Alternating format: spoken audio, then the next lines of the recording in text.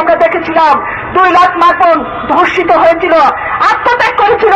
কিন্তু আজকে মুক্তিযুদ্ধের পরে এখন পর্যন্ত যদি আমরা হিসাব করি তাহলে আমরা কি দেখি? লক্ষ লক্ষ মা বোন শিশু ধর্ষণের শিকার হয়েছিল। আপনাদের মনে আছে পল্টনের এই যে কোন বিল্ডিংটা একটা বাচ্চা শিশুকে ধর্ষণ করে হত্যা করেছিল, এবং সেইগুলোর বিচার এখন পর্যন্ত হয় নাই।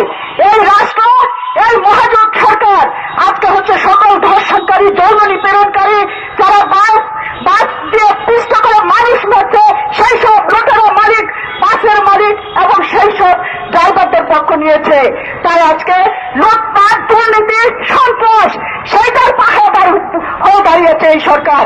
আমরা কমিউনিস্ট পার্টির পক্ষ থেকে বলতে চাই, আমাদের পক্ষ থেকে বলতে চাই, এখানে যারা আমাদের বক্তব্য শুনছেন তার বিরুদ্ধে একটা শক্তিশালী আন্দোলন কমিউনিস্ট পার্টি করতে চায়।